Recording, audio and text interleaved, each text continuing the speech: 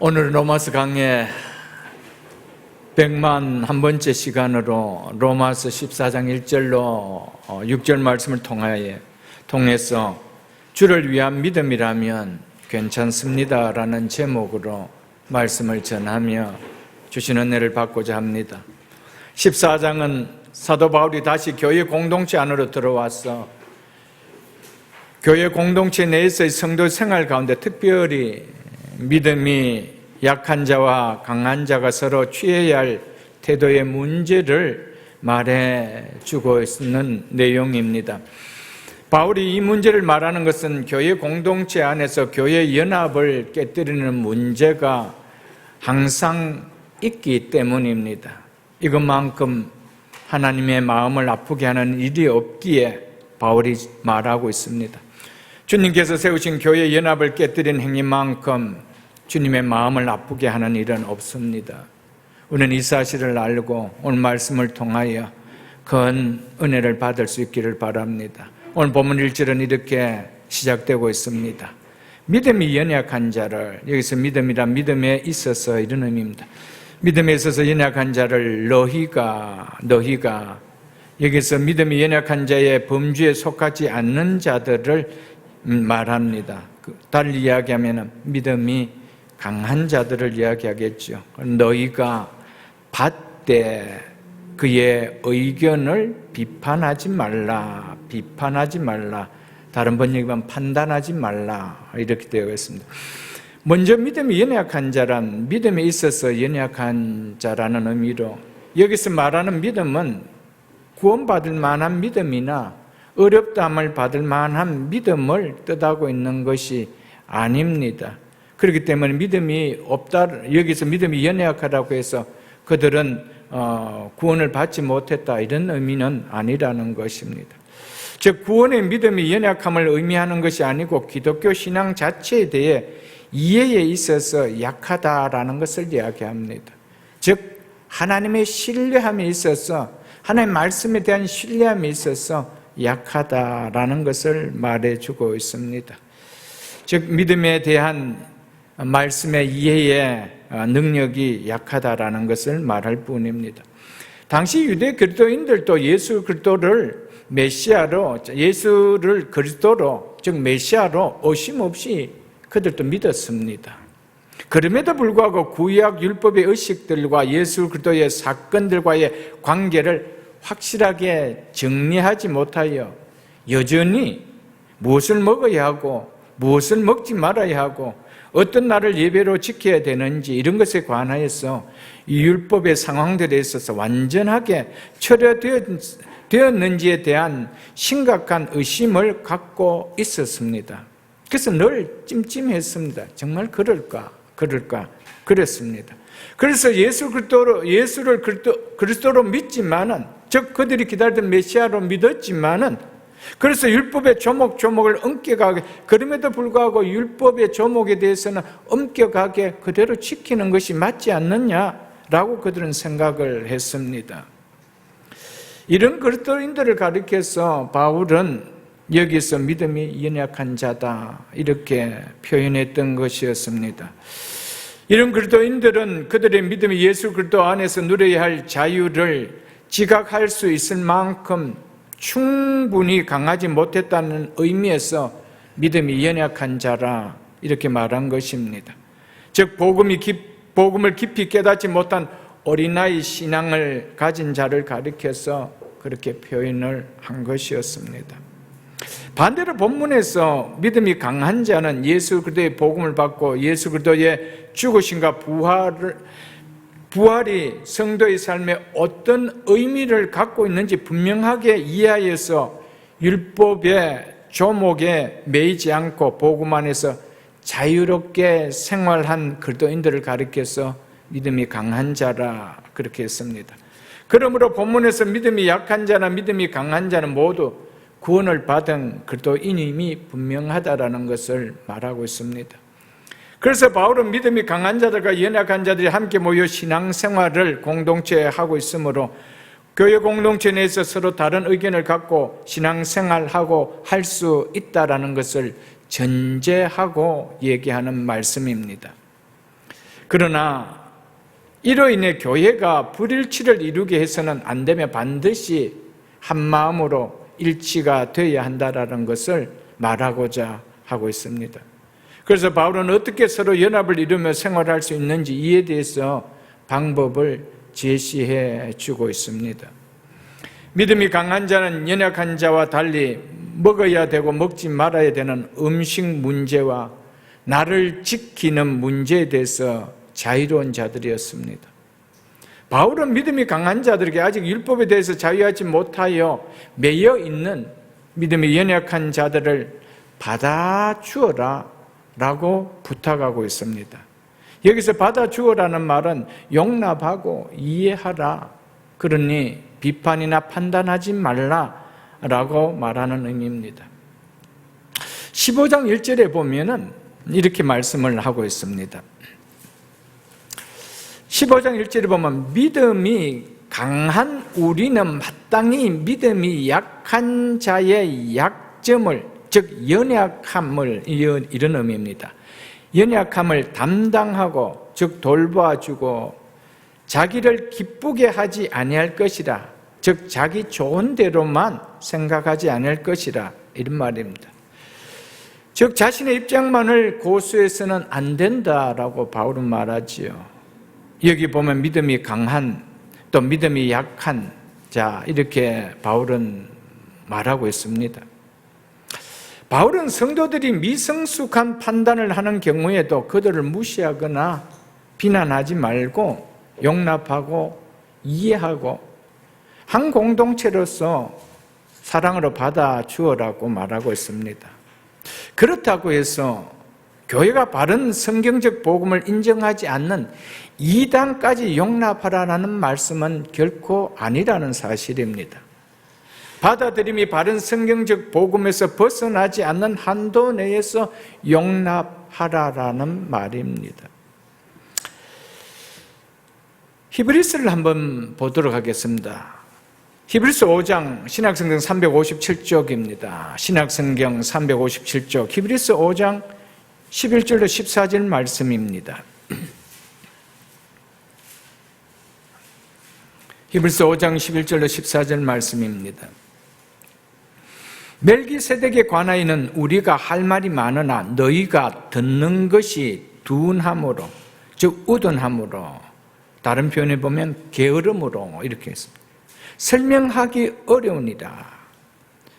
이 말씀은 오늘 본문 말씀의 메시지와는 다릅니다. 여기에서는 벌써 믿음의 내용을 이해하고 성장한 신앙이 되어야 함에도 듣는 귀가 둔함으로, 듣고 배우는 일에 무관심하고 게으름으로 여전히 어린아이와 같은 신앙 수준에 머물고 있음에 대한 책망의 메시지입니다. 여기서는 말씀을 듣는 것에 둔하지 말라라는 책망의 메시지를 이야기를 하고 있습니다. 그럼에도 불구하고 잘 받아주어라, 여기서는 그런 메시지가 아닙니다. 여기서의 성경은 믿음의 성격이 지금 다른 의미를 이야기하고 있기 때문입니다. 그렇기 때문에 오늘 본문은 이런 류의 믿음이 약한 자와 다르다라는 것을 우리는 알아야 됩니다. 13절, 12절 보겠습니다. 때가 오래되었으므로 너희가 마땅히 성생이 되었을 터인데, 말씀을 들은 기간을 본다면 진리의 복음을 설명할 수 있는 위치에 있어야 하는 자라는 것이죠. 그런데도 듣는 일에 무관심하고 게을러서 여전히 처음 교회에 나온 새신자 수준에 머물러 있다는 겁니다.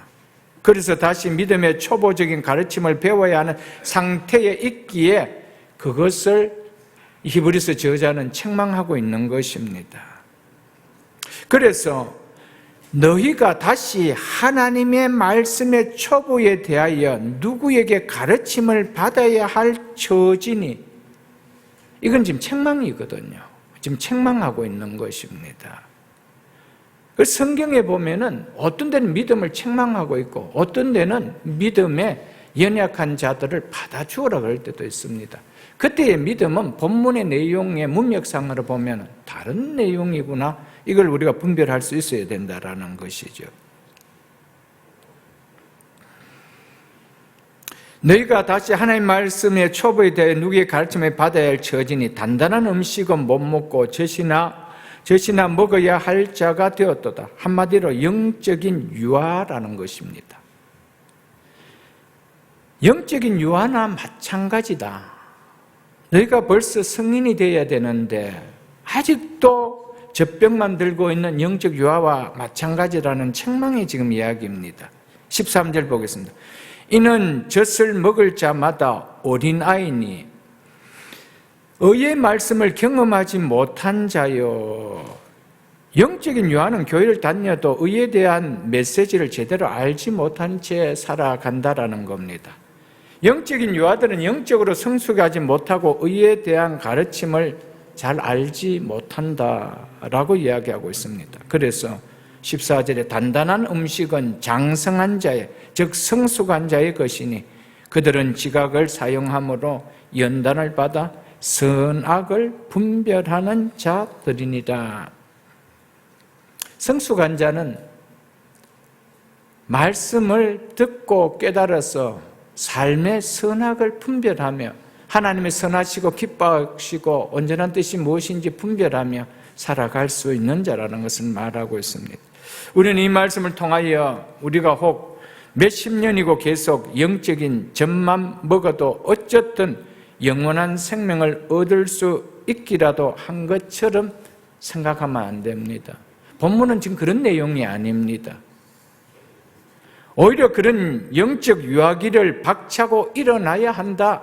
그것이 진짜 믿음이다. 그걸 이야기하고 있는 것입니다. 그러나 오늘 본문에서는 믿음이 강한 자나 연약한 자는 그 복음을 이해하는 면에서 약하다. 그걸 지금 이야기하지. 그들이 구원을 받지 못했다. 그걸 지금 이야기하고 있지 않다라는 것을 말씀드리고자 하고 있습니다. 그래서 히브리서 저자는 이 긴박한 상황 속에서 영적 유아기를 박차고 일어나야 된다라는 긴박한 촉구를 하고 있는 메시지가 히브리서입니다. 왜냐하면 영적으로 유아기와 같은 상태에 그대로 지속될 수는 성경에 없기 때문입니다. 영적인 유아기로 계속 갈 수 있다라면은 그것은 살아있는 믿음이 아니라는 것이죠.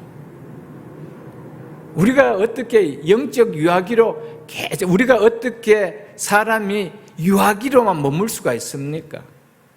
생명이 들어왔다라면 믿음이라는 것은 그렇게 끝까지 유지될 수가 없다. 그러니까 너가 일어서고 박차고 일어서야 된다. 지금 책망하고 있다는 겁니다. 우리의 몸과 마찬가지로 신학자 토마스 술라이너는 영적으로도 자라가든지 아니면 퇴보하여 영혼에 멸망하든지 둘 중 하나다. 그렇게 이야기했습니다. 절대로 영적 유아기로서 계속해서 죽을 때까지는 머물 수는 없습니다. 그것은 믿음이 아닙니다. 그것을 히브리서에서는 이야기하고 있고 오늘 본문에서는 그것을 이해하지 못하고 있기 때문에 가르침을 받으면 얼마든지 강한 믿음으로 자랄 수 있다는 전제를 하고 있는 말씀입니다. 이런 부분에 있어서 우리가 좀 차이를 두어야 된다는 것을 말씀드리고자 했던 것이었습니다. 그러므로 오늘 본문의 믿음에 연약한 자를 히브리서 나오는 영적 유아와 같이 그렇게 생각하면 안 된다는 겁니다. 그러나 예수를 믿고 이제 갓 새 신자라면 영적 유아가 맞죠. 그러나 너희가 성성될 위치에 있을 만큼 들었음에도 불구하고 배웠음에도 불구하고 두나 듣는 것이 우둔함으로 듣는 일에 게으름으로 유아라면은 그거는 한번 생각해 봐야 된다는 겁니다. 그것을 얘기해 주고 있습니다. 오늘 본문에 다시 돌아가서 보면은 믿음이 연약한 자를 너희가 받되 그의 의견을 그의 생각을 비판하지 말라, 판단하지 말라, 차별하지 말라 이렇게 말하고 있습니다. 바울은 믿음이 연약한 성도가 복음으로 말미암아 율법에서 자유하지 못하고 여전히 매여 있는 모습을 비판하지 말고 판단이나 차별하지 말고 그대로 받아주어라 라고 이야기하고 있습니다. 예수 그리스도의 복음은 분명하게 믿지만 그럼에도 아직 믿음의 연수가 그렇게 길지 않아서 진리를 배움도 많지 않아서 생활에서 믿고 있는 그 복음을 어떻게 적용하는 것이 바르게 적용하며 살아가는 것인지를 잘 몰라서 신앙생활을 바르게 하지 못하는 성도들이 공동체 안에 있다는 겁니다. 그들을 받아주어라는 겁니다. 그러나 오래 신앙생활임에도 불구하고 여전히 영적인 유아기에 머물러 있다라면 때로는 책망도 하고 때로는 권면도 하고 때로는 이끌어 나가고 그것이 교회입니다. 그러나 아직 말씀을 배운 시기가 얼마 되지 않아서 그 복음의 예수 그리스도를 분명하게 믿습니다. 내가 죄인됨을 알고 그리고 그렇게 내가 예수 그리스도를 믿고 그 구원의 은혜를 내가 누립니다. 그러나 복음의 진리를 깊이를 깨닫지 못해서 그 복음의 내용을 내 삶에 어떻게 적용시키며 살아가야 되는지 이런 면에 있어서 연약한 자가 있다라는 겁니다. 그런 자들을 너 왜 그렇게 살아? 그렇게 하지 말라라는 겁니다. 받아주라는 겁니다. 그것을 말씀하고 있는 것입니다.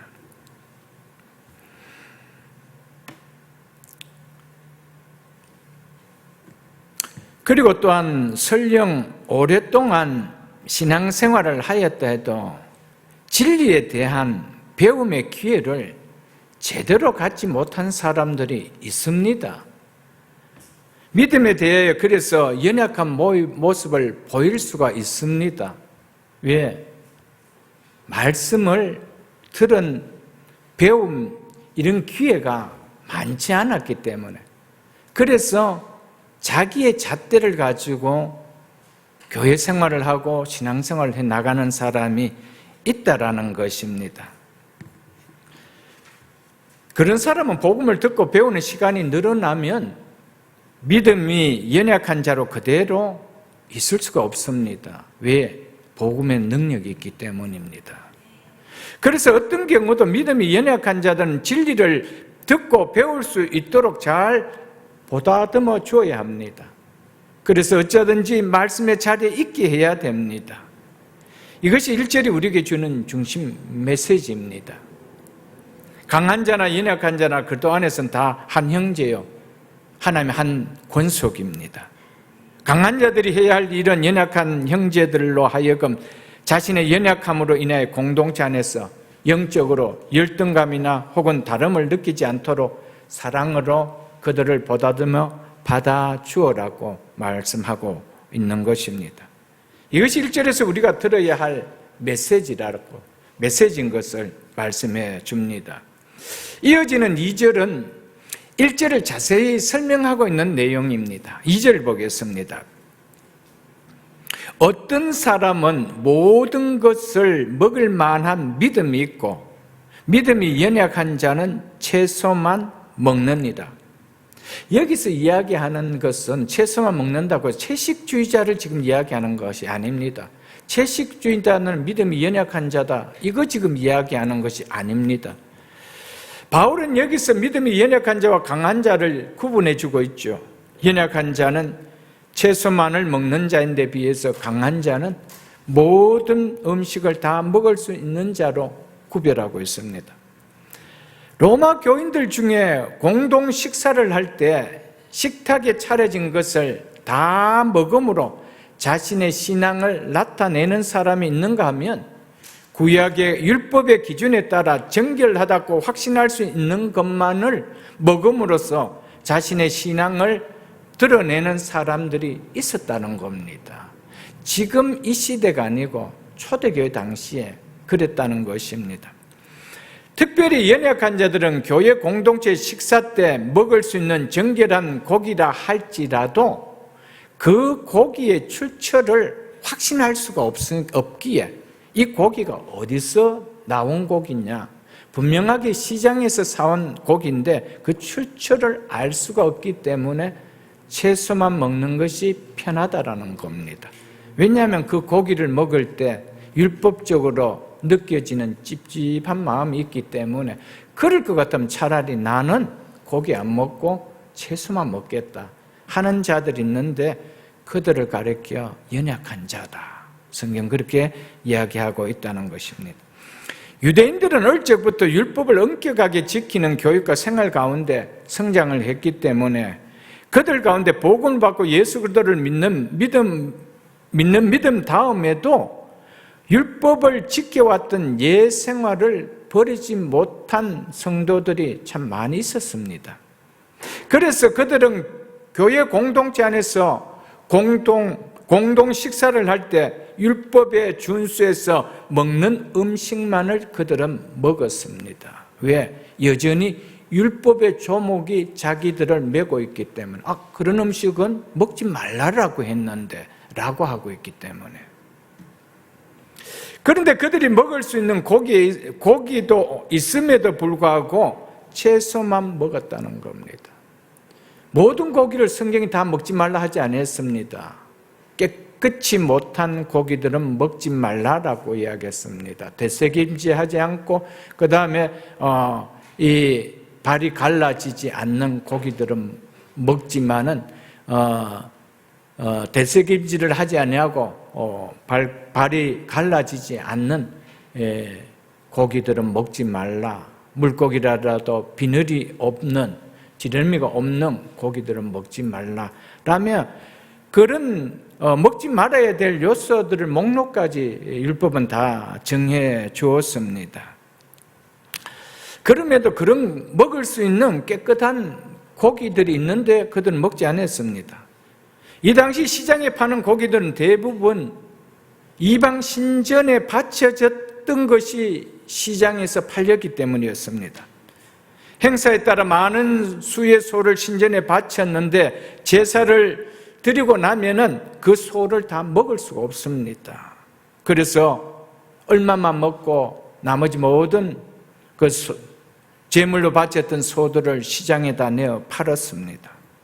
유대인들은 우상 제물에 올려진 고기는 이미 더럽혀진 고기라고 그들은 여겼습니다. 그래서 많은 유대인들 신자들은 고기가 신전에 바쳐진 거기 때문에 거기는 벌써 우상과 하나가 되었다라고 여겨지기 때문에 그런 고기는 우리는 먹을 수 없다라고 생각을 해서 그래서 어떤 고기든지 그것이 출처를 알 수가 없기 때문에 많은 고기들은 대부분 다 신전에서 팔려온 고기인 것을 알고 있기 때문에 그래서 그럴 것 같으면 차라리 깨끗하게 살기 위해서 채소만 먹겠다라고 했던 것이었습니다. 이것은 유대인 신자뿐만 아니라 이방인 신자들 가운데도 그렇게 생각한 사람이 있었던 것으로 보입니다. 그들은 복음을 받고 예수를 믿기 전에 신전을 찾아 우상에게 고기 제물을 드렸던 삶을 오랫동안 살아왔던 사람들이었습니다.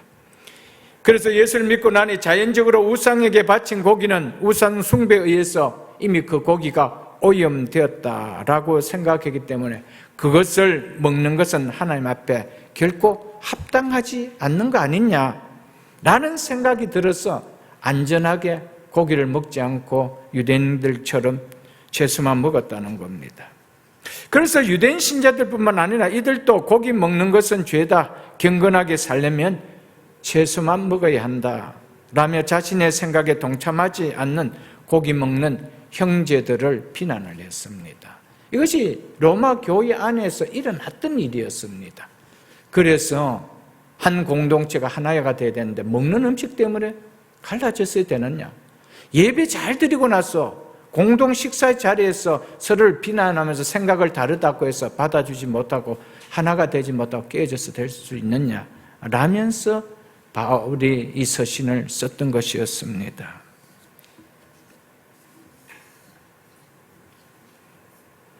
채식만을 먹어야 한다는 연약한 자와는 달리 모든 음식을 거리낌없이 먹을 수 있다라는 확신을 가진 자들이 있었습니다.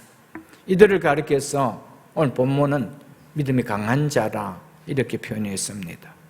이들은 구약 시대에 율법이 가르쳤던 대로 먹을 수 있는 고기와 먹지 못하는 고기 사이의 구분이 더 이상 예수 그리스도의 예수 그리스도의 십자가의 죽으심으로 율법을 폐하심으로 말미암아 적용되지 않는다. 이 믿음을 가졌습니다. 이 진리를 깨달았습니다. 그렇기 때문에 고기 먹어도 된다.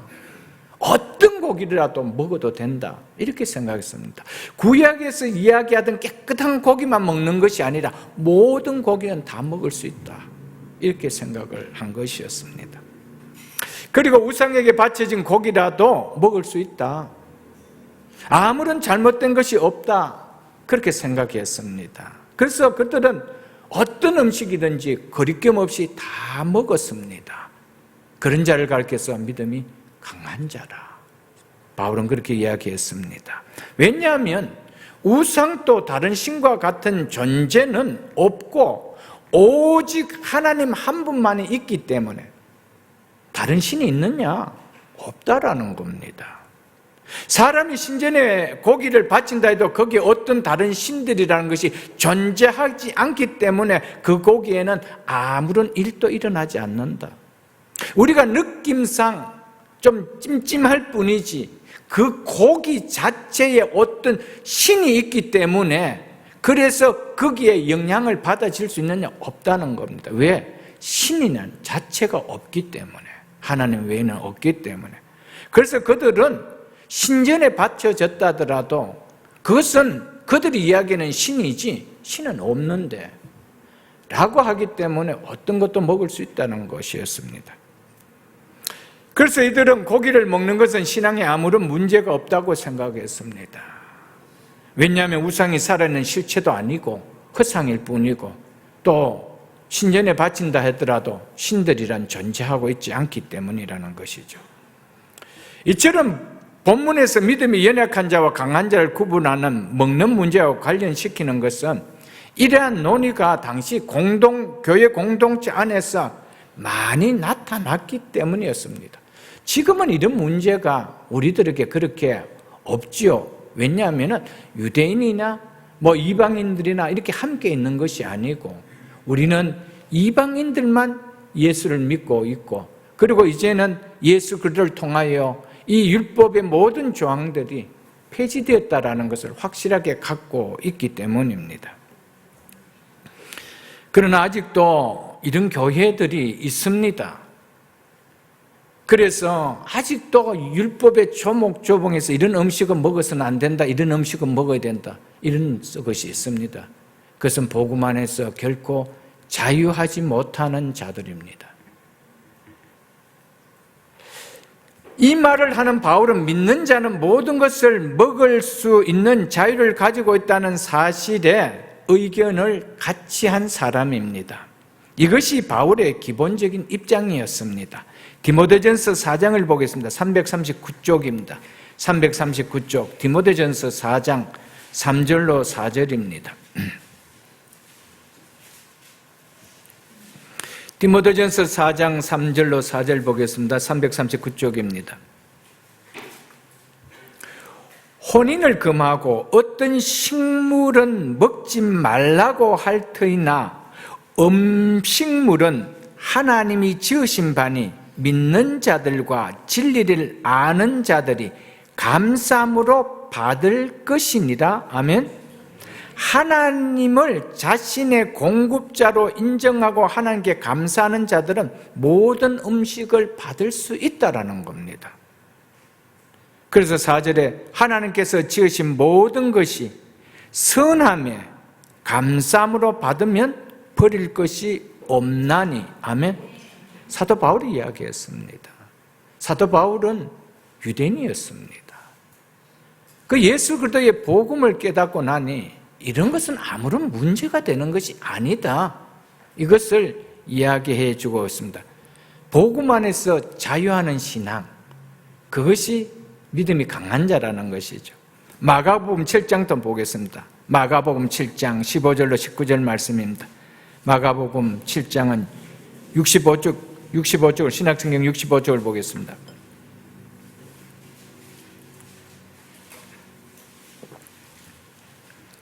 마가복음 7장 15절로 19절입니다. 예수님께서 친히 말씀하셨습니다.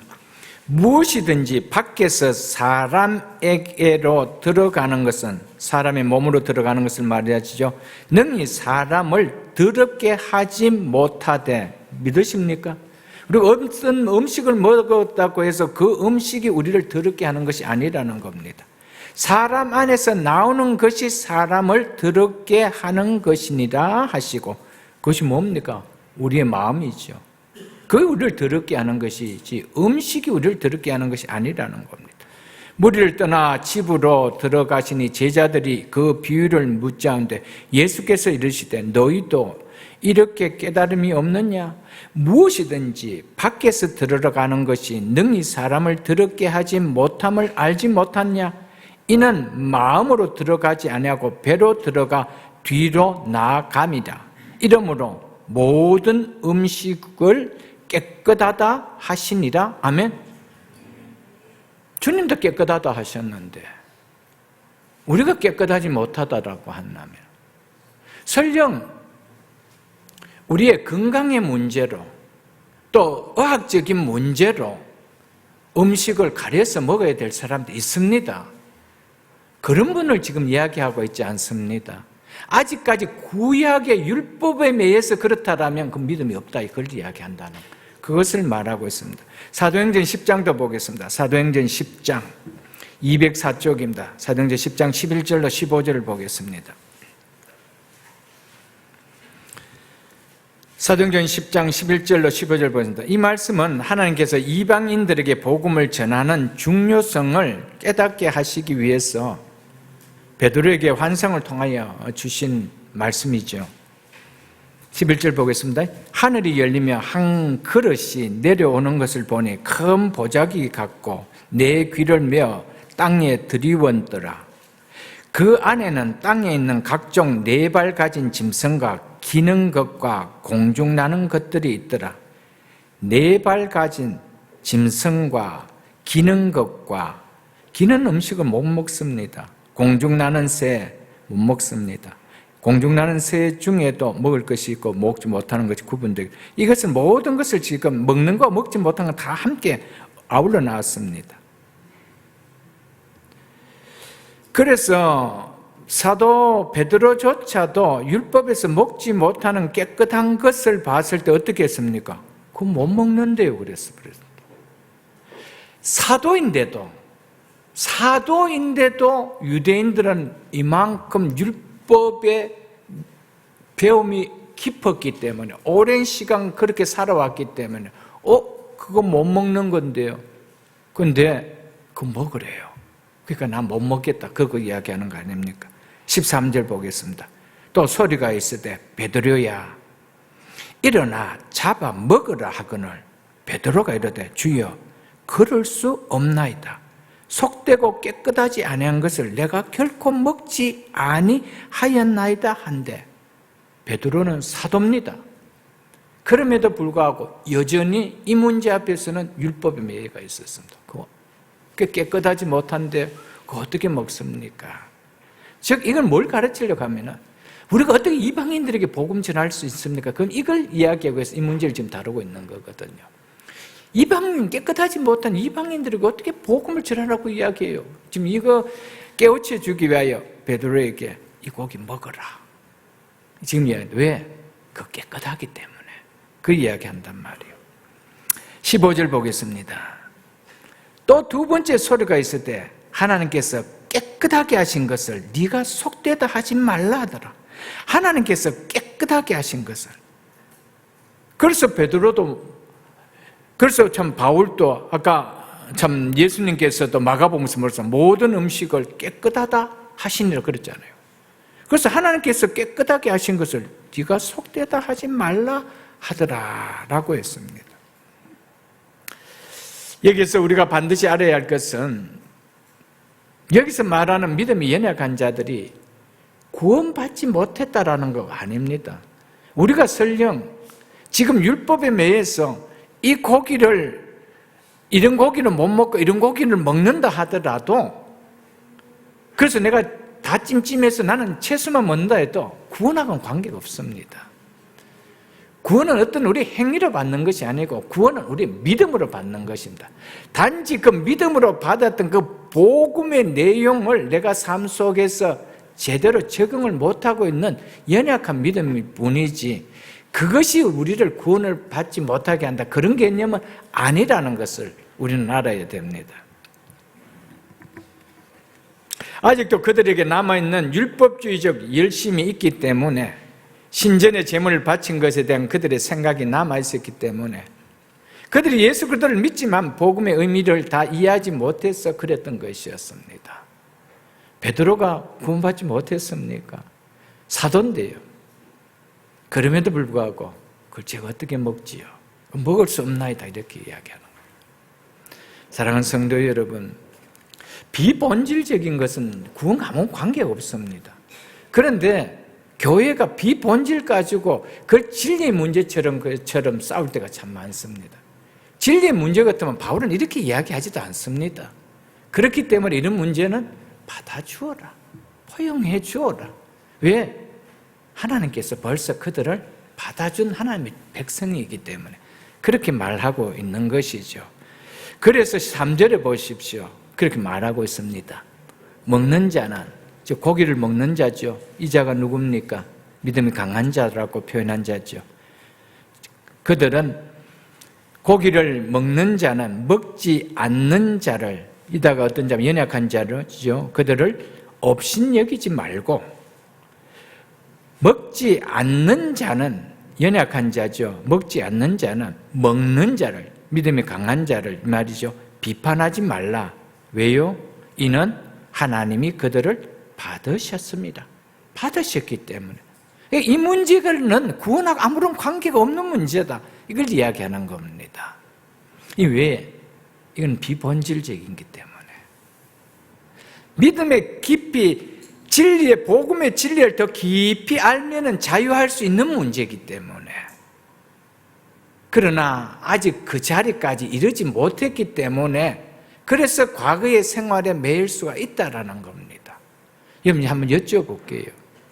여러분, 정말 우리가 예수 그리스도를, 내가 죄인인 것을 믿고 복음을 전한 예수 그리스도를 믿었다라면은 담배를 끊지 못한 사람이 있습니다. 그럼 구원받지 못했습니까? 술을 마시는 사람이 있습니다. 구원받지 못했습니까? 술을 마시고 담배 피우는 것이 구원과 관계되는 문제입니까? 아닙니다. 그거하고는 아무런 관계가 없습니다. 그건 구원받은 자입니다. 그러나 깊이 알아가면은 이제는 이 문제도 해결해야 되겠구나, 이것이 오는 것이죠, 여러분. 그것 때문에 구원받지 못했다, 이런 생각 자체를 우리가 갖는다면, 그걸 우리가 비난한다면 우리가 잘못되었다는 겁니다. 그런 문제가 구원의 문제는 아닙니다. 구원은 오직 믿음으로, 아멘, 오직 예수 그리스도를 믿음으로, 그리고 이 말씀을, 진리 복음을 듣고 배우고 나면은, 나는 나를 위해서 사는 자가 아니구나, 나는 예수 그리스도를 위하여 예수 그리스도처럼 섬기는 자의 삶이구나, 그리고 하나님 주신 몸을 내가 해야만 안 되는 거구나, 이 마음이 들어와서 그것을 금하는 겁니다. 성경이 그것을 금하래서 한 말이 없습니다. 그래서 금하는 것이 아닙니다. 그리고 전에도 말씀드렸지만 우리가 어떤 상황이 되면은 다른 사람에게 혈액을 줄 수도 있는 것이에요. 때로는 심하면은 골수도 줘야 되는 상황이 있고 신장을 이식해야 할 상황도 있습니다. 그런데 내 몸이 다 망가져 버리면은 줄 수가 있나요, 여러분들? 그리스도인들의 자세는 그런 자세라, 이 말이요. 그렇기 때문에 복음을 깨달으면 어떻게 살아야 하기 때문에 이것을 끊어져야 되는 것이지, 이것을 끊었지 않기 때문에 구원받지 않았다, 이런 문제하고는 관계가 없다라는 것을 우리는 깨달아야 됩니다.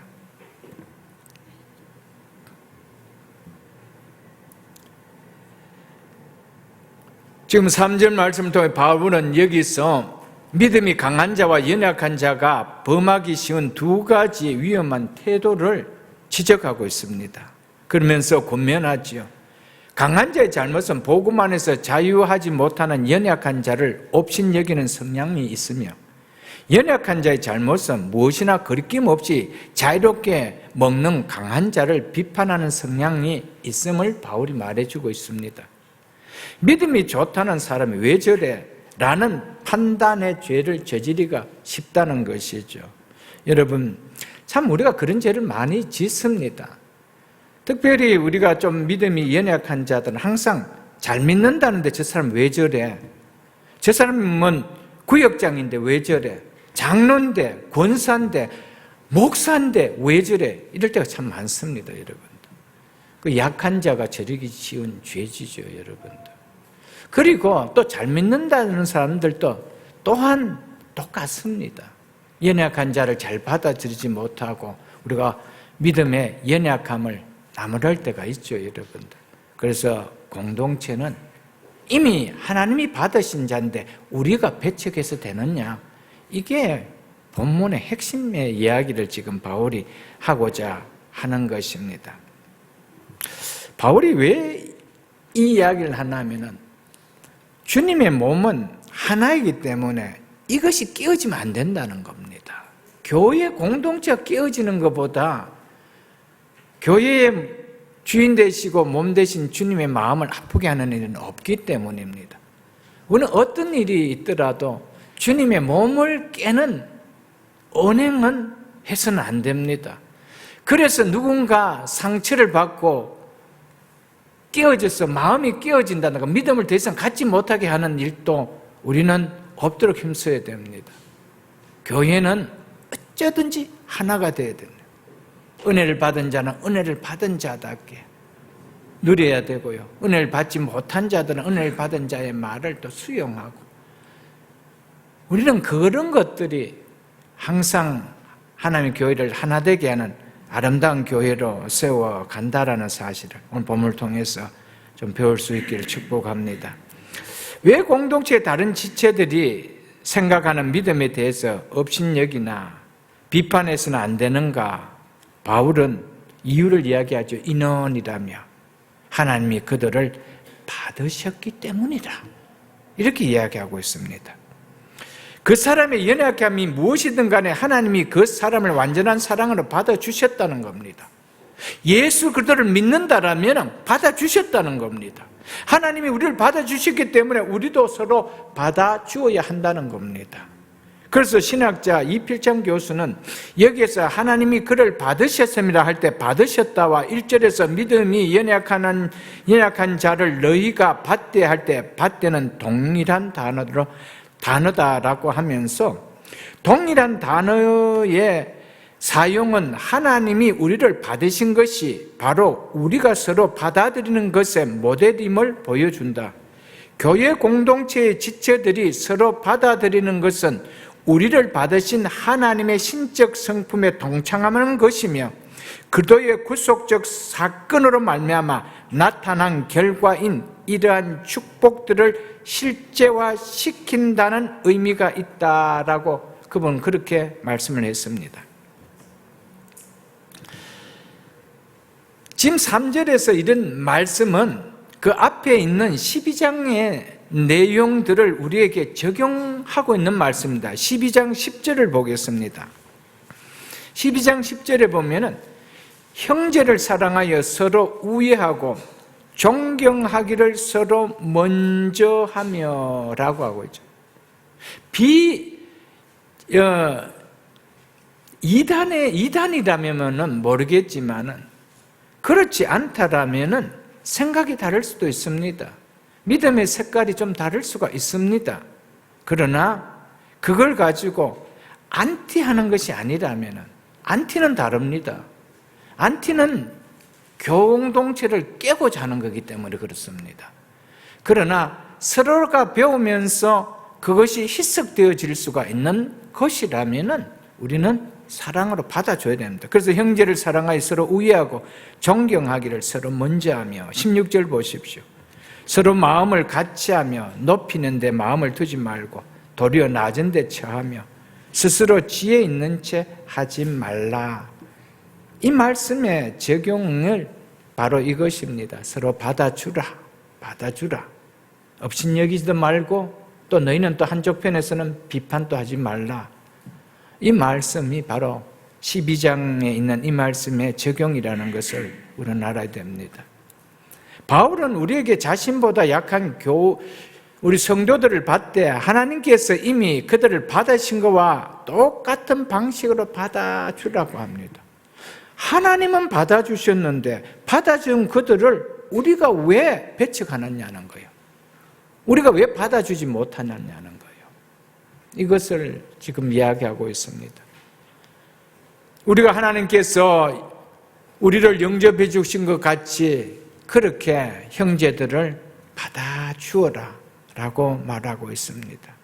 이것은 바로 비본질적인 문제들에 관하여 우리와 생각이 같지 않은 성도들을 받아들이는 방식을 이야기합니다. 이건 본질이 아닙니다. 우리는 교회 공동체 안에서 본질이 아닌 것 가지고 싸울 때가 참 많이 있죠. 교회 안에 카페트는 빨간색을 깔아야 된다. 아니야, 초록색을 깔아야 된다. 이건 비본질 문제입니다. 반드시 올겐을 둘러야 된다. 피아노를 둘러야 된다. 드럼은 두르면 안 된다. 이런 건 비본질 문제거든요. 이것 때문에 싸우고 깨어지고 이러면 안 된다는 것입니다. 이걸 지금 이야기한다. 비본질은 비본질입니다. 아, 내하고 생각이 다르구나. 이것은 족합니다. 아멘? 색깔 차이가 있지요. 악기의 개념의 차이가 있습니다. 그런 문제는 그렇게 심각한 것이 아니라는 것을 이야기합니다. 15장 7절을 보겠습니다. 15장 7절에 15장 7절을 보겠습니다.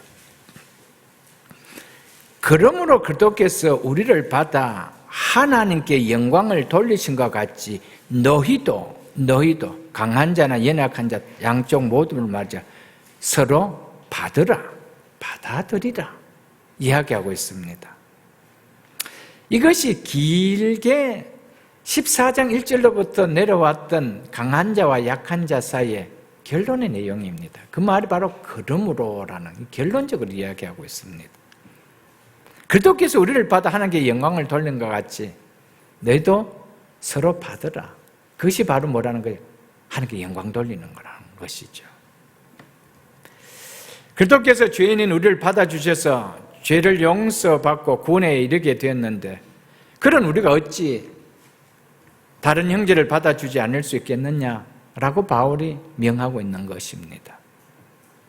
그리스도께서 우리를 받아주셨는데 하물며 우리가 그 연합을 파괴하는 행동을 해서 되느냐? 해서 되지 않는다는 거예요. 그리스도께서 우리를 당신의 몸의 지체로 받아주셨는데 우리가 그 지체를 떼내서 되겠느냐? 이것을 이야기하고 있는 것이죠. 비본질 문제로 가지고 떼내면 안 됩니다, 여러분. 그리고 교회의 연합을 깨기 위해서 안티하는 것이 아니라면 우리는 받아줘야 됩니다. 연합해야 된다. 왜? 아직 어린아이기 때문에 아직 진리를 깊이 알지 못하기 때문에 그 시간이 지나면 깨달아질 수 있기 때문에 강한 자나 약한 자는 결코 서로 업신여기거나 비판하거나 판단하거나 그래서는 안 된다는 겁니다. 바울은 그 이유에 대해서 하나님께서 그를 받으셨기 때문이라 라고 말하고 있습니다. 하나님께서는 믿음이 강한 자들은 연약한 자들은 구별하지 않고 양쪽 모두 자신과 함께 교제하는 관계로 이미 용납하셨다는 겁니다. 하나님께서 용납하셨는데 하나님께서 약한 자든 강한 자든 나와 교제하기로 하나님은 자녀로 용납해 주셨는데 우리가 떼낼 수가 없다라는 거 그겁니다. 사랑하는 성도 여러분, 교회는 연합이 최고입니다. 연합이 가장 귀한 겁니다. 그러나 정말 진리의 문제라면은 교회가 다시 나누어지는 한에 있더라도 그 문제는 그렇게 해야 되죠. 그러나 비본질 문제 때문에 그렇게 해서는 안 된다라는 사실을 우리는 기억해야 됩니다. 어느 교회는 강대상에 신발을 신고 올라오는 교회도 있고요. 어느 교회는 신발을 벗고 올라오는 교회도 있습니다. 그건 진리 문제는 아닙니다. 그건 비본질 문제입니다. 그건 목회자가 갖는 신앙관이거든요. 그래서 저도 이 강단을 새롭게 하면서 저는 신발을 벗는 것이 더 은혜롭다라고 생각돼서 신발을 벗자라고 해서 그렇게 해서 신발을 벗고 올라옵니다. 이것이 진리의 문제는 절대 아닙니다. 어느 교회 가든지 신발 신고 가든 그 교회는 믿음이 없는, 그렇게 생각하면 안 된다 이 말입니다. 이건 비본질적입니다. 이거는 다음 목사님이 오셔서, 후임 목사님이 오셔서 신발 신고 그냥 올라가는 거예요. 그건 아무 문제가 아니단 말이에요. 믿으십니까, 여러분? 이런 것과 싸우면 안 된다는 것이죠. 그것은 목회자가 그러고 싶어서 그러는 거예요. 그렇기 때문에 그걸 받아줘야 되는지. 그렇다고 해서 성도들이 또 당회가 신발 신으세요 이렇게 해서도 안 돼요. 그것은 비본질 문제이기 때문에 그렇다면 받아들일 수도 있죠. 그것 때문에 깨어진다라면 받아들일 수가 있죠. 그러나 그런 문제가 아니다라는 것을, 비본질 가지고는 절대 싸우면 안 됩니다. 교회는. 그것을 우리는 알아야 됩니다.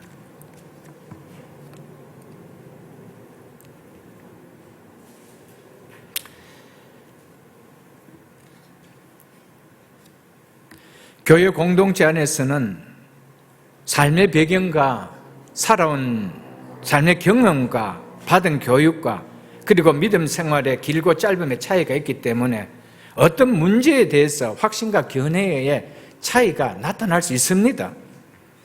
그런데 그것을 서로가 비판하지 않고 받아들인다라면은 로마 교회와 같은 이런 문제도 극복할 수 있다는 것이죠.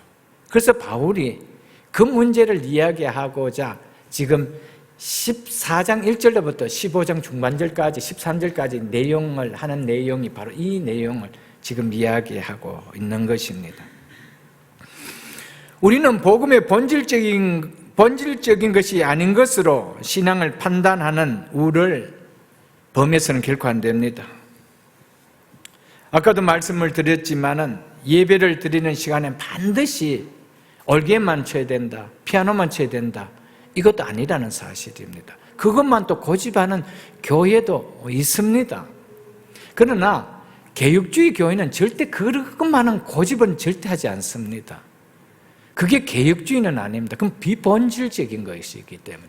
왜냐하면 개혁주의는 성경이 뭐라고 말하느냐 그걸 이야기하는 것이지, 성경이 말하고 있지 않는 것에 대해서는 자유할 수 있다는 겁니다.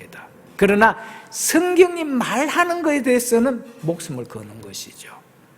성경으로 돌아가야 된다는 것입니다. 그렇기 때문에 초창기에 개혁주의 교회에서는 교회에 기타가 올라온다든지 드럼이 올라오면 막 장로님들이 기겁했습니다. 어찌 교회를 이렇게 망하게 할 수 있느냐. 그렇다고 그분이 믿음 없는 것이 아닙니다. 그 시대는 그렇게 배워왔고 알아왔습니다. 왜냐하면 기타와 드럼은 좋은 류의 악기로 생각했지 않았기 때문이었습니다.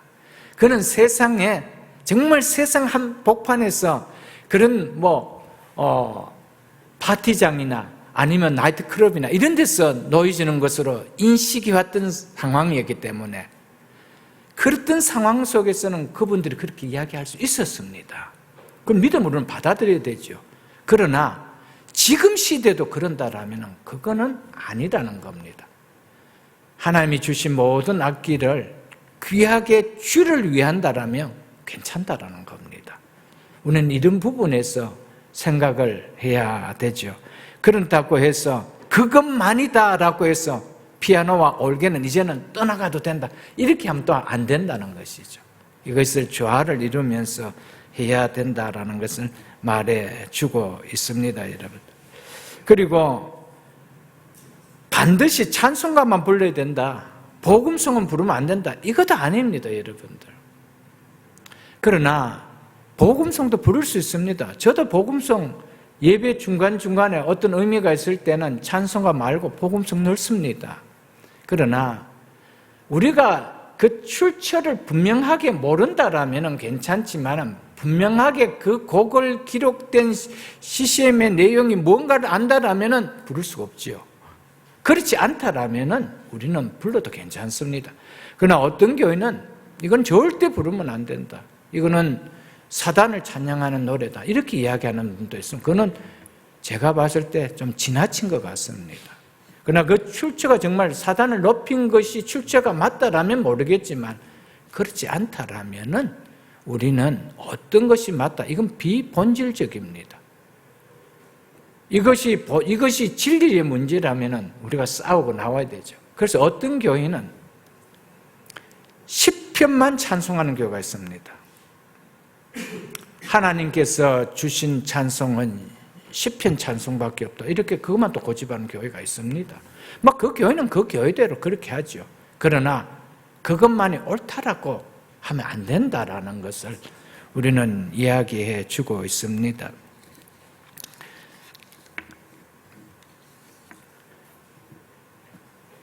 또 옛날에 그랬죠. 저희들 잘할 때 그랬습니다. 교회에서 손뼉 치고 찬송하면 기겁했습니다. 경건이 다 사라진다고 해갖고. 그렇습니까? 손뼉 치고 찬송하면 경건이 사라집니까? 손 들고 찬양하면 경건이 다 사라집니까? 은혜가 다 사라집니까?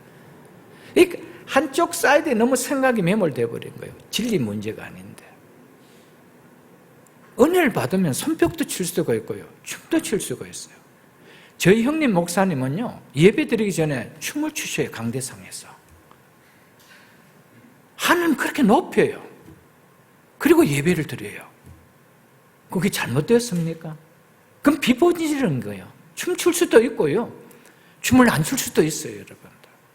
하나님 앞에 예배 드리기 전에 꼭 먼저 찬양하고 찬송하면서 춤을 추세요, 목사님은요. 나이가 저보다 훨씬 많습니다. 그 은혜가 없습니까? 이상합니까? 여러분, 이런 생각들을 깨야 된다는 것이죠. 개혁주의 때문에 이렇게만 해야 된다. 그런 거 없습니다, 여러분들. 예배 드리는 거. 예배 시간 반드시 11시에 꼭 드려야 된다. 이것도 없습니다. 그건 다 비본질적입니다. 형편에 따라 어떤 교회는 1시에도 예배 드립니다. 어쩔 수 없는 상황이죠. 교회를 빌려 써야 되니까. 이런 건 다 비본질적이단 말이에요. 이런 걸 가지고 교회가 깨지면 안 된다. 이것을 이야기해 주고 있는 것입니다. 비본질적인 것에 대해서는 신앙의 양심의 거리낌을 또한 느껴서는 안 된다라는 것을, 그리고 이것 때문에 성도 간의 거리를 두어서도 안 된다라는 것을 우리는 알아야 됩니다. 종교개혁자들은 논의의 여지가 있지만 모든 그리스도인들이 동의할 필요가 없는 문제들을 가리켜서 아디아폴라라 그렇게 불렀습니다. 이 말은 어떻게 판단해도 상관없는 문제다 이렇게 했습니다. 이것이 본질적인 문제가 아니라면 어떻게 판단해도 상관없다. 아디아폴라라. 많은 경우에 디아폴라, 이거는 반드시 그렇게 해야 될 것이 있지만은 아닌 경우도 있다라는 겁니다. 그래서 종교개혁자들은 참 그런 면에 있어서 자유해버렸습니다. 그러나 진리의 문제들은 그들은 머리가 깨지는 한에서도 싸우고 순교하는 싸우고 있어도 그렇게 했습니다. 그러나 그런 문제가 아닌 것 가지고 순교할 필요가 없죠. 그 순교를 하는 절대 기뻐 받지도 않습니다. 진리의 문제라면 우리는 하나님 앞에 순교를 하든지 교회를 떠나가고 새로 개척을 하든지 그래야 되지만 비본질적인 것 가지고는 그래 한다면 그것은 아니라는 것을 말해주고 있습니다. 성도들이 비본질 문제로 교회의 논쟁과 다툼의 장소를 만들어서 안 된다라는 것이 오늘 1절로 3절이 바울이 전하고 있는 메시지입니다. 4절을 보겠습니다. 남의 하인을 판단하는 너는 누구냐? 그가 서 있는 것이나 넘어지는 것이 자기 주인에게 있으며 그가 세움을 받으니라. 이는 그를 세우는 권능이 주께 있음이라. 바울은 비판이 잘못된 이유를 하인과 주인과의 관계를 들어서 설명합니다. 모든 음식을 먹는 강한 자나 먹지 못한 약한 자를 질책하면서 설명을 합니다. 가정의 영역에서 본다면 다른 집의 하인은 우리의 규범에 따라 판단을 받는 것이 아니라 자기 집 주인의 규범에 따라 판단받는 거 아니냐, 그렇게 이야기하고 있는 것입니다. 그러므로 집 주인을 제쳐두고 서로 멸시하거나 판단하는 하인이 있다라면 그 같은 행동은 주인의 영역을 월권하는 행동이다, 그것을 이야기하죠. 이러한 그들의 행위는 주인 앞에서 정당화될 수 없다라는 겁니다. 하인들의 행위는 오직 주인만이 판단할 수 있기 때문에 그렇다는 것입니다. 여기서 남의 하인들이란 판단받는 대상이 바로 교회 공동체의 주인이신 하나님께 속한 자라는 것을 비유적으로 말합니다. 남의 하인이라. 누구의 하인이라는 겁니까? 네 하인이 아니고, 네가 판단하는 너의 하인이 아니고 교회의 주인 되신 예수 그리스도의 종일 뿐이다. 이걸 지금 이야기하기 위해서 바울이 남의 하인을 비판하는 노인어, 너는 누구냐, 이렇게 이야기한 것이었습니다. 이 말은 다른 주인 곧 예수 그리스도께 속한 성도를 함부로 판단하지 말라라는 겁니다. 그것이 얼마나 어리석은지를 지적해주고 있습니다. 하인의 신분이면서 어찌 네가 주인같이 행사할 수 있느냐? 판단은 주인만 할 수 있는 것인데 하인이면서 네가 그렇게 할 수 있느냐? 바울이 그렇게 이야기하고 있다는 것이죠. 하인은 자기 주인의 판단에 따라 설 수도 있고 서지 못할 수도 있다는 겁니다.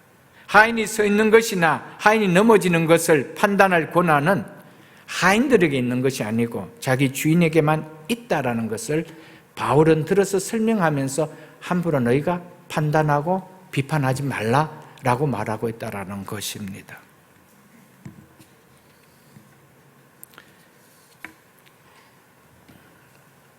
그 밑에 있는 15절로 16절 한번 보겠습니다. 본문 15절로 16절 보겠습니다.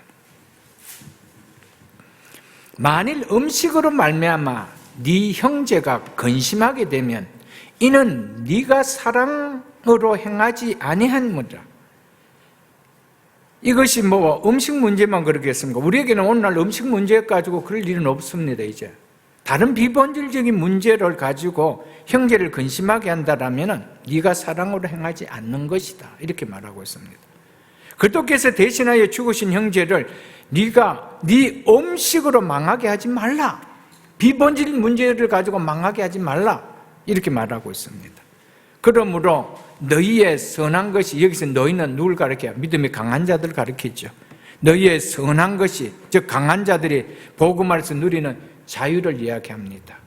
그것이 비방받지 않게 하라.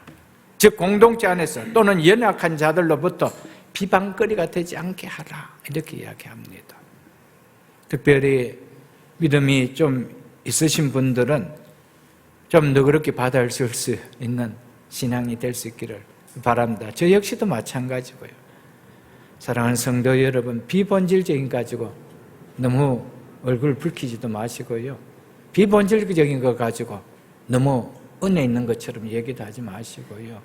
비본질적인, 그냥 비본질적인 것입니다. 그것은 아디아폴라입니다. 그것은 어떻게 판단해도 상관이 없는 문제다고 종교개혁자들이 그렇게 내려놓은 문제입니다. 그렇기 때문에 이런 문제를 가지고 교회 안에서 그렇게 하지 않기를 바랍니다. 그러나 진리의 문제라면 우리가 가르쳐야 되죠. 우리 교회는 장로교회입니다. 그리고 개혁주의를 믿는 장로교회입니다. 구원교리관이 너무나 분명하게 갖추어져가 있는 개혁주의 교리를 가지고 있는 교회입니다. 그러나 이런 교회에 와서 예정론이 틀렸다든지 또 자유의지가 있다든지 자꾸 이렇게 깐죽깐죽하면서 이런 안티를 한다라면 그런 문제는 다르죠. 왜냐하면 그런 분들에게는 정중하게 이야기하면서 그런 교회가 있으니까 찾아가서 거기서 예배드리고 신앙생활 하십시오, 이렇게 됩니다. 싸울 이유도 없습니다. 왜냐하면 이거는 진리의 문제가 다른데 왜 싸웁니까? 그냥 그런 교회에 가서 거기 가서 신앙생활 잘 하십시오. 알미니안주의가 맞다라면 알미니안 교회가 있으니까 거기 가서 신앙생활 잘 하십시오, 이러면 되는 겁니다. 그리고 구태여 여기 와서 싸울 필요가 없잖아요, 여러분들. 그렇잖아요, 여러분들. 자기가 맞는 교회를 찾아가면 될 텐데. 그 이야기를 지금 하고 있습니다. 그렇지 않다라면은 비본질적인 문제를 가지고는 절대로 공동체 안에서나 그리고 또 연약한 자들에게 비방거리가 될 수 있는 그런 모습을 좀 믿음을 오래 믿는다라고 하고 좀 믿음을 생활 잘한다고 하는 사람들이 그런 소리를 듣지 않도록 우리는 처신을 잘 해야 된다라는 겁니다. 바울은 그가 서 있는 것이나 넘어지는 것이 자기 주인에게 있음에라고 말한 다음에 그가 세움을 받았으니 그가 세움을 받으리니 이는 그를 세우는 권능이 주께 있습니다 라고 말합니다. 바울은 계속해서 하인의 행위에 대한 전적인 책임은 그를 세운 주인에게 달려있다라고 말하고 있습니다. 결론적으로 우리를 구원하신 주님은 우리를 넘어지게 하시는 분이 아니라 그런 비본질적인 것 때문에 넘어지게 하는 분이 아니라 이미 구원해 주신 분이기 때문에 우리를 세우시는 분이다. 이걸 이야기하고 있습니다. 그렇기 때문에 비본질적인 것 때문에 믿음이 넘어진다라면 참 어리석습니다. 그가 세움을 받으리니 이는 그를 세우는 권능이 주께 있느니라. 우리의 주인은 우리를 세워주시는 분입니다. 이 사실 믿으십니까, 여러분들? 베드로전서 1장을 한번 보겠습니다. 337쪽입니다. 337쪽 베드로전서 1장 3절로 5절 말씀입니다.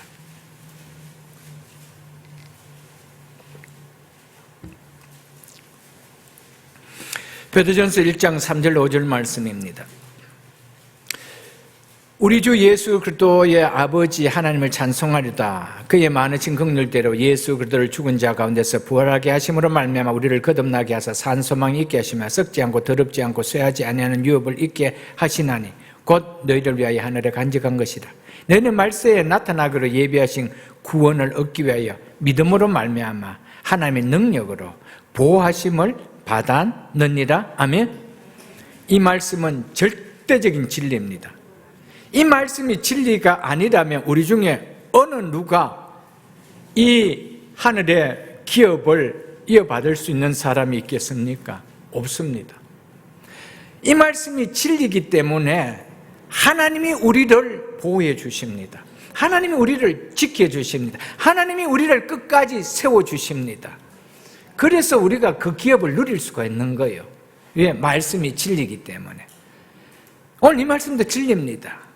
그가 세움을 받으리니 이는 그를 세우신 권능이 주께 있습니다. 하나님은 이미 받아들인 우리를 절대 넘어뜨리지 않습니다. 넘어지게 하지 않습니다. 그렇기 때문에 우리가 넘어지게 한다면 그 정죄함이 얼마나 클까요? 하나님이 받으시고 하나님이 세워주시는데 우리가 비본질적인 거 가지고 그들을 넘어지게 만든다면 그 책임이 얼마나 크냐는 거예요. 사랑하는 성도 여러분, 우리를 예수 그리스도를 믿음으로 말미암아 성령으로 거듭나게 하신 하나님은 끝까지 우리를 지켜주시는 분입니다. 우리를 절대 넘어뜨리게 하시는 분이 아니라는 사실을 기억해 주십시오. 우리를 구원해 주실 뿐만 아니라 우리를 끝까지 영화의 자리까지 우리의 하나님의 능력으로 우리를 보호해 주시고 세워주시고 가십니다. 이것이 오늘 이야기입니다. 그런데 우리가 넘어뜨리려고 해서는 안 된다는 겁니다. 세우고 넘어뜨리는 이 문제는 주인에게 있지 하인에게 있지 않다라는 겁니다. 하인이 월권을 한다라면 매 맞는 것밖에 없다라는 겁니다. 그렇기 때문에 오늘 말씀을 통하여 어찌하든지 새 예배당에 잘 들어와서 이 좋은 예배당에서 우리는 비본질적인 거 가지고 마음이 나누어져서도 안 되고요. 비본질적인 것 때문에 다투어서도 안 되고 우리는 더 앞으로 어떤 분들이 들어온다 하더라도 마음으로 하나가 되어 하나님께서 이 예배당에서 우리에게 주실 은혜와 복이 충만한 공동체로 만들어갈 수 있길 주 이름으로 축복합니다. 5절로 6절 말씀은 또 다른 문제를 말하고 있는데 먼저 5절을 보겠습니다. 본문 5절입니다. 어떤 사람은 이 날을, 즉 어느 날을 말입니다. 어느 날을 전날보다, 즉 다른 날보다 낮게 여기고 어떤 사람은 모든 날을 같게 여기나니 각각 자기 마음으로 확정할지니라. 바울은 또 당시 로마 교회 공동체에 속한 성도들 사이에 날에 대한 견해의 차이가 있었음을 지적해 주고 있습니다.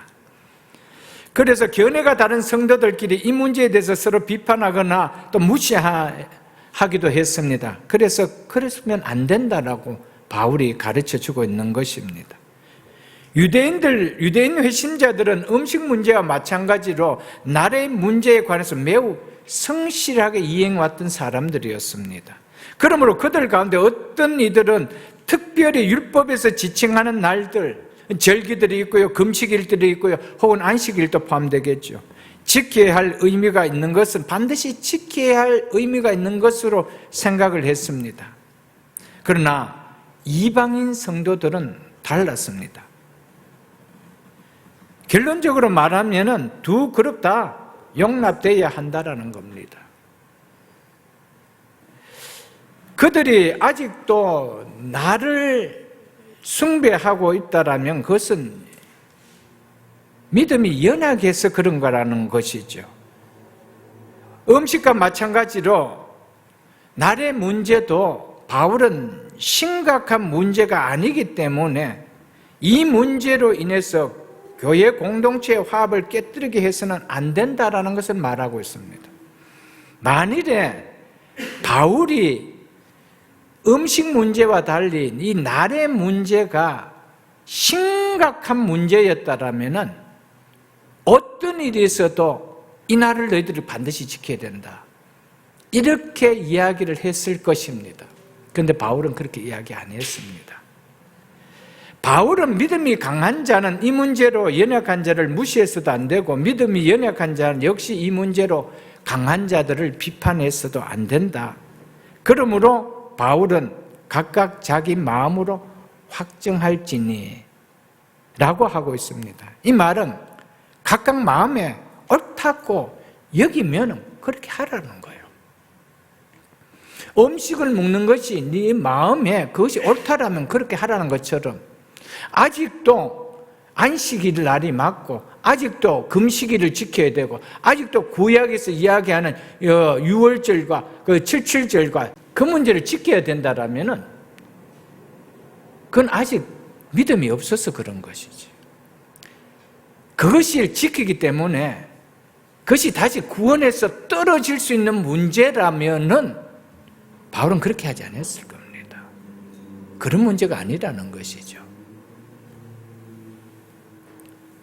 바울은 나를 구별하는 일이 복음의 내용이나 구속의 교리에 치명적인 손상을 입힐 수 있는 것이었다면 그렇게 권면하지 않았을 것입니다. 바울은 나를 구별하는 심각한 문제가 아니기 때문에 서로 간에 비방하지 말고 자제하고 교회 공동체 연합의 일치를 이루도록 로마 교회에 당부를 했습니다. 오늘날에는 우리에게는 이런 문제가 그렇게 심각한 문제는 아닙니다. 날에 대한 문제. 구약의 백성들과 우리는 절기를 지켜야 되는 것도 아니었습니다. 그리고 또 우리가 금식일을 날을 정해놓고 그날을 지켜야 되는 것도 아니었습니다. 그리고 우리가 안식일을 지키는 것도 아니기 때문입니다. 그렇다고 해서 여기서 우리가 이 말에 있어서 혹은 모든 날을 같게 여기나니라고 해서 같게 여긴다고 해서 우리가 주일을 보통 다른 날들과 똑같이 여겨라는 이런 의미가 아닙니다. 그렇게 생각한다면 바울은 이런 이야기를 하지 않았습니다. 그러면은 주일날 마음대로 세상 오락 똑같이 하고 똑같이 해도 되느냐? 그런 말이 아닙니다, 여러분들. 이미 주의 날은 신약 성경에서 이미 엄하게 정하고 있는 것입니다. 사도들이 정해놓고 있는 날입니다. 주의 날만큼은. 그렇기 때문에 여기에서 이야기하고 있는 것은 그런 의미가 아니고 이 모든 날을 주님 앞에서 성별되게 지내라 이 이야기를 하고 있는 겁니다. 구약의 성도들은 특별한 절기들이 있었습니다. 그 절기들을 꼭 지켜야 된다라고 그들은 그렇게 여기고 있었습니다. 반드시 그렇게 지내야 된다라고 여기고 있었던 것이었습니다. 그러나 지금에 와서 우리가 6월절 지킵니까? 7.7절 지킵니까? 장막절 지킵니까? 우리는 그렇지 않습니다. 지금에 와서는. 한번 생각해 보십시오. 그런데 유대인들은 그날을 지키고 있습니다. 또 원력도 지켜야 됩니다. 그리고 또 금식일도 다 지켜야 되었습니다. 그러나 그런 개념이 아니고 하나님 앞에서 이제는 일주이든 다 그런 날과 같이 너희가 그런 마음으로 지키는 것 같이 이 모든 날들을 하나님께 성별해 준 날로 여겨라.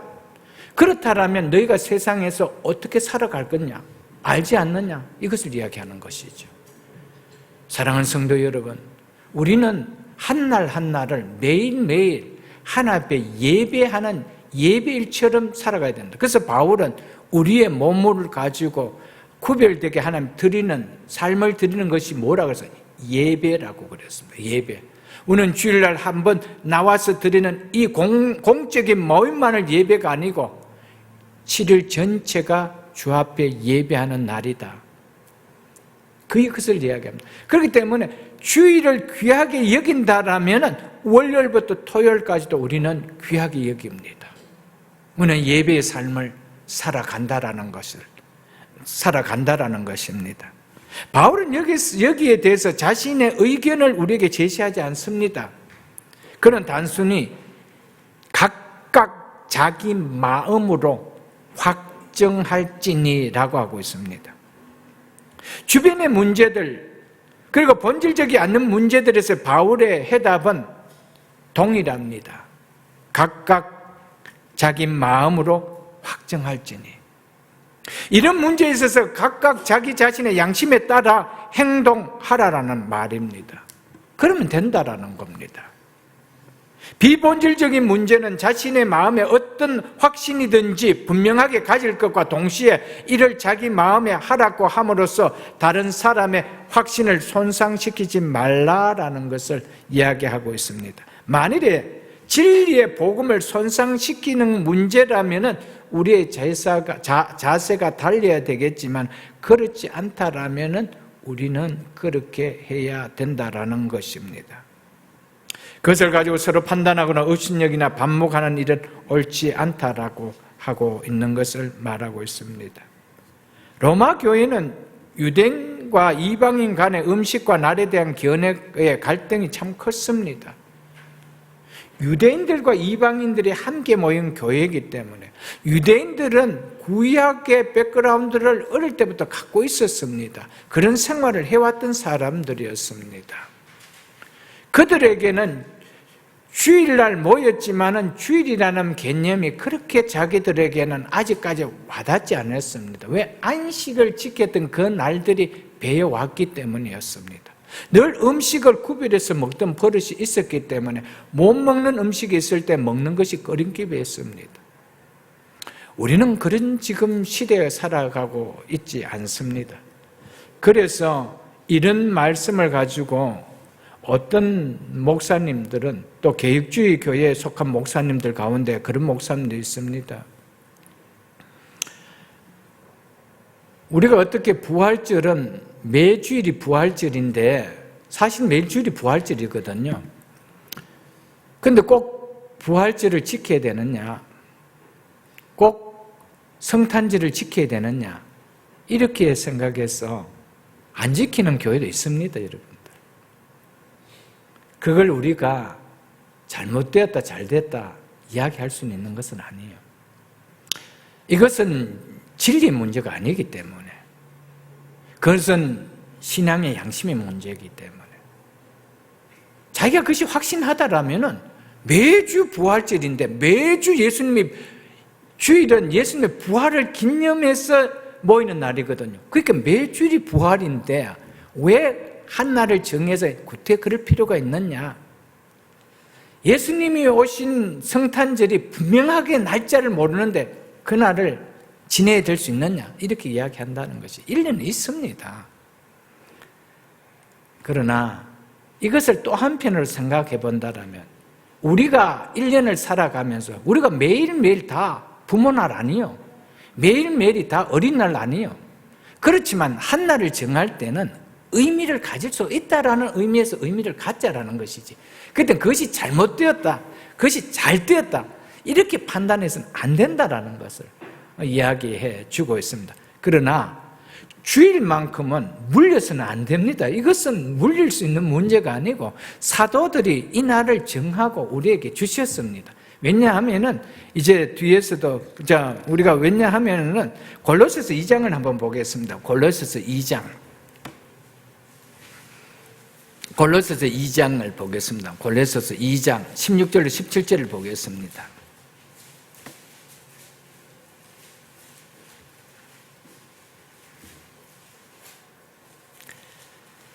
골로새서 2장 16절로 10절 326쪽입니다. 17절 16절 먼저 보자. 그러므로라는 말은 이 문맥에서 앞에 8절로 15절에 나타나는 예수 그리스도께서 십자가를 통하여 이루신 완전한 승리를 나타내고 하는 말입니다. 그리고 그리스도인들은 예수 그리스도의 승리에 이제 참여한 자가 되지 않았느냐라는 그런 의미에서 그러므로라고 지금 접속사를 붙이고 있는 것입니다. 그러므로 먹고 마시는 것과 절기나 초하루나 안식일을 이유로 누구든지 너희를 비판하지 못하게 하라라고 하고 있습니다. 그리스도의 십자가의 승리로 율법이 완전하게 폐기 때문에 더 이상 율법의 규례의 준수 여부로 인해서 판단받는 행동을 하지 말라라는 것입니다. 이런 날은 유대인들이 하나님께서 헌신하는 특별한 날이었습니다. 절기나 초하루나 이 안식이나 다 그랬습니다. 그래서 율법에 대한 순종을 보여주는 것으로 자신들은 선택받은 백성임을 드러냈습니다. 자기는 선택받은 백성이기 때문에 이렇게 함으로써 이렇게 절기를 지키고 음식을 먹는 순종을 통해서 우리는 선택받은 백성이다, 이걸 나타냈다라는 것이죠. 그러나 이제 그리스도께서 율법을 폐기시켰기 때문에 이러한 날들은 그리스도와 연합된 그리스도인에게서는 아무런 의미가 없다라는 겁니다. 그것은 초등학문에 불과할 뿐이라는 것입니다. 그래서 그리스도인들은 이런 날들을 여전히 준수함으로 판단받을 이유가 없다라는 것을 바울은 골로새 교회에 대해서 지금 이야기하고 있는 것입니다. 그런데 믿음이 연약한 문제가 있었을 때는 연약한 자들은 아직까지 그 문제를 가지고 그걸 가지고 싸우고 깨고 해서 교회를 깨지 말라라는 겁니다. 바울이 왜 그럴까요? 복음이 들어가고 깊이가 들어가면은 나를 이제는 구약의 나를 지키지 않고 음식을 먹지 않는 것은 너무나 자연스럽게 사라질 것이라는 것을 믿었기 때문이었습니다. 그러나 여기에서 골로새서에서 지금 하는 얘기는 이것은 다 지금 이렇게 되지만 하지 말라고 하는 것은 여기에 거짓 교사들이 들어왔기 때문에 그렇습니다. 거짓 교사들이 들어와서 이렇게 해야 된다, 지켜야 된다, 이거 먹어야 된다 이런 이야기를 했기 때문에, 그래서 이 문제만큼 너희는 그래서 이것 때문에 비판받는 행동해서 안 된다라고 했던 이 백그라운드에서 내용이 달랐기 때문에 주는 메시지가 좀 다른 것일 뿐입니다.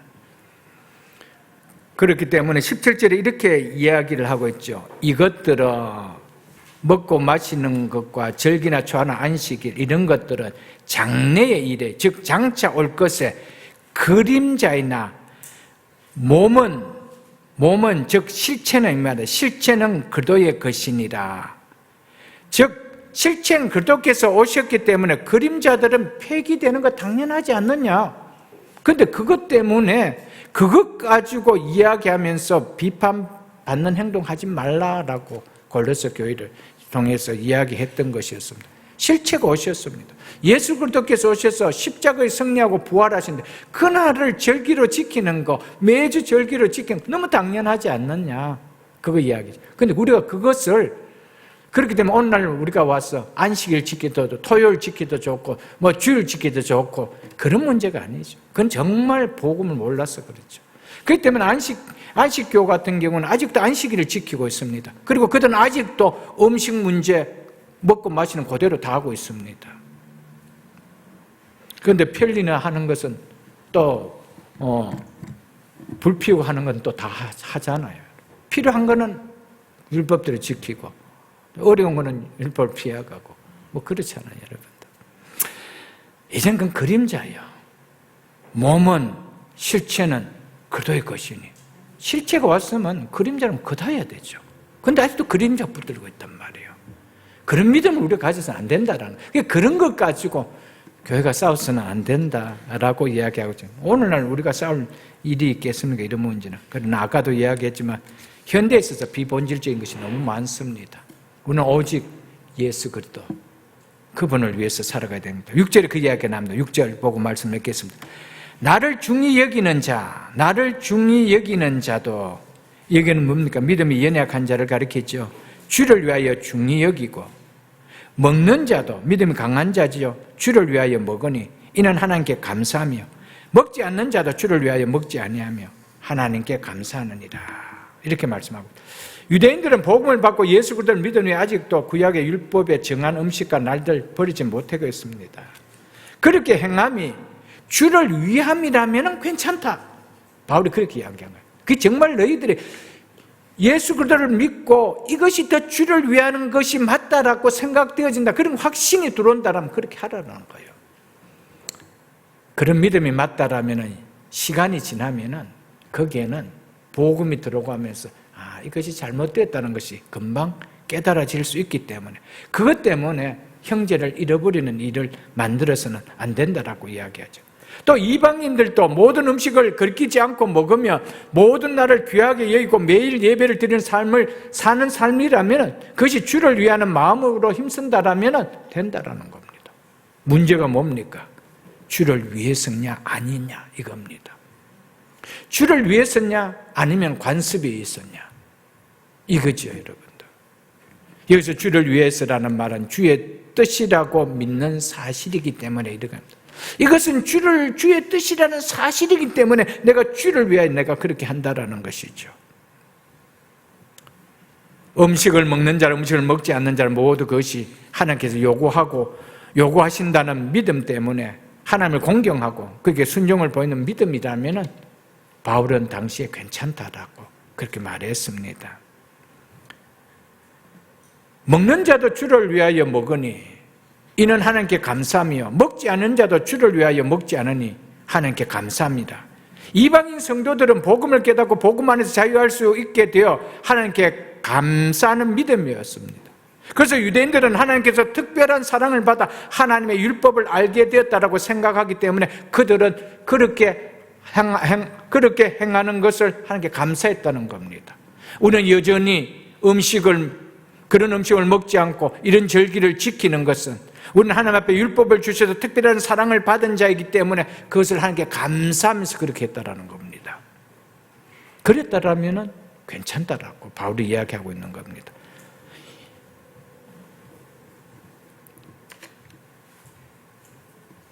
그리고 이방인들은 어땠습니까? 이방인들은 복음을 깨닫고 복음에서 자유할 수가 있으니까, 이런 것에 율법에 매이지 아니하니까 하나님 감사합니다 그랬다는 것이죠. 둘 다 결론에서 뭡니까? 하나님께 감사하는 믿음이었다는 겁니다. 주를 위하는 거였다는 겁니다. 주를 위하지도 아니하고 감사도 없으면서도 비본질 번역해 가지고 싸우면 안 됩니다. 내가 그렇게 하는 것이 하나님 앞에 감사합니다. 내가 그렇게 하는 것이 하나님 참 감사합니다. 나는 이렇게 행동하는 것이 하나님 앞에 감사하고 주를 위한 거라면 그렇게 하십시오. 그걸 하나님 귀하게 여길 것입니다.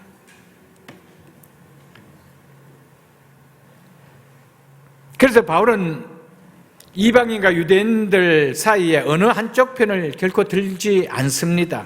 각자 자기의 믿음이 불량해서 하나님 앞에 서라고 지금 이야기하고 있는 것입니다. 어느 부분에 있어서 유대인이나 이방인의 성도들이 각각 서로 다른 모습으로 신앙생활하고 있다는 것을 이야기하고 있습니다. 그 양쪽 다 바울은 받아들이고 있습니다. 이것은 뭘 이야기하면 오늘 우리에게 적용시키다면 교회의 다양성을 이야기합니다. 교회는 다양합니다. 생각도 다 다양하고 모든 것이 다양합니다. 그러나 주를 위한 것은 하나가 되어야 된다는 것이죠. 주를 위하는 것은 하나가 되고 하나님께 감사하는 목적은 하나가 되어야 된다는 겁니다. 그것을 이야기해 주고 있습니다. 만일에 주를 위하라는 이 공동 분모가 없으면 교회 공동체는 분쟁의 도가니가 됩니다. 정말 내가 어떤 것을 정말 이야기를 할 때 비본질적인 것이지만 그게 정말 주를 위한 것인지 나를 위한 것인지 내 믿음을 드러내려고 하는 것인지 우리는 곰곰이 생각해 볼 수 있어야 됩니다. 주를 위함이라는 공동 분모가 없으면 교회는 분쟁의 도가니가 됩니다. 항상 내가 남보다 낫다라고 여기게 되기 때문에 그렇습니다. 사랑하는 성도 여러분, 모든 것은 자기를 위해서가 아니라 주를 위해서입니다. 이것이 되어야 됩니다. 그래서 바울은 다만 각자의 믿음 위에 위치에 서서 주를 위하여 주의 뜻을 위해서 살라라고 권면을 하고 있는 것입니다. 유대인들 성도들처럼 더 이상 음식의 문제나 안식의 문제를 오늘 우리에게는 적용되지 않습니다.